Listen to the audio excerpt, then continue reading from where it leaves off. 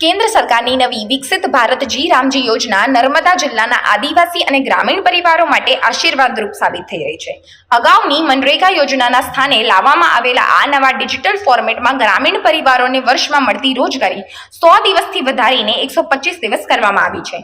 નર્મદા જિલ્લામાં કોઈ મોટો ઉદ્યોગ ન હોવાથી માત્ર ખેત મજૂરી પર નમતા સ્થાનિકો માટે આ યોજના રોજગારીનો મુખ્ય સ્ત્રોત બની છે। જિલ્લા વિકાસ અધિકારી રવિન્દ્રસિંહ વાડાના જણાવ્યા મુજબ જિલ્લાના 6 તાલુકાની 135 ગ્રામ પંચાયતોમાં રેકોર્ડ બ્રેક જોબ કાર્ડ બને છે, જેમાં 21,000 જેટલા શ્રમિકો નોંધાયા છે। છેલ્લા માત્ર 1.5 મહિનામાં જ સરેરાશ 2,19,000 માનવ દિનોને રોજગારી ઊભી કરીને તંત્રએ શ્રમિકોનું બહાર થતું સ્થળાંતર અટકાવવામાં મોટી સફળતા મેળવી છે। આ યોજના હેઠળ વાવણી અને લણણીની સિઝનમાં ખેતીકામ માટે મજૂરોની અછત ન સર્જાય તે માટે ચોમાસા દરમિયાન 60 દિવસ સુધી કામ બંધ રાખવાની વિશેષ સત્તા પણ રાજ્ય સરકારને અપાઈ છે। આથી આગામી ચોમાસું બેસે તે પહેલા જ નર્મદા જિલ્લાના અંતરિયાળ વિસ્તારોમાં યુદ્ધના ધોરણે વધુમાં વધુ લોકોની મજૂરી આપી આર્થિક સદ્ધરતા આપવામાં પ્રયાસો વહીવટી તંત્ર દ્વારા હાથ ધરવામાં આવ્યા છે। નર્મદા જિલ્લાની અંદર ખાસ કરીને મનરેગા યોજના જે હવે પછીથી વીબીજી રામજી ગણાશે, એની અંદર નર્મદા જિલ્લાની અંદર 5 તાલુકાઓ, અત્યારે નવો તાલુકો છે એ 6 તાલુકા, 10 તાલુકાઓમાં છેલ્લા એકાદ મહિનાથી જબરદસ્ત રીતે મનરેગાના કામો, ખાસ કરીને લેબરના કામો ચાલી રહ્યા છે।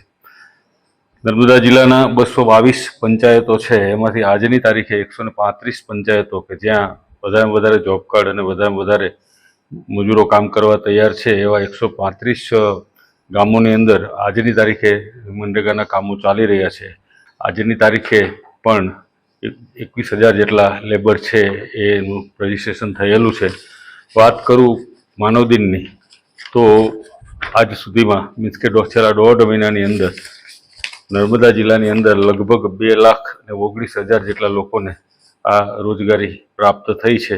આ જિલ્લાની અંદર અંતરિયાળ ગામો છે, ખાસ કરીને જંગલ વિસ્તારમાં સાગબારા, ડેડિયાપાડા, ઠેકડા એ તાલુકાઓની અંદર લોકોને જો રોજગારી ન મળે તો સ્વાભાવિક છે કે લોકો પડોશના જિલ્લાઓ જે મહારાષ્ટ્રની બોર્ડરે લાગે છે અથવા તો ભરૂચ બાજુ કંઈ ને કંઈ કામ શોધવા જતા હોય છે, સ્વાભાવિક છે।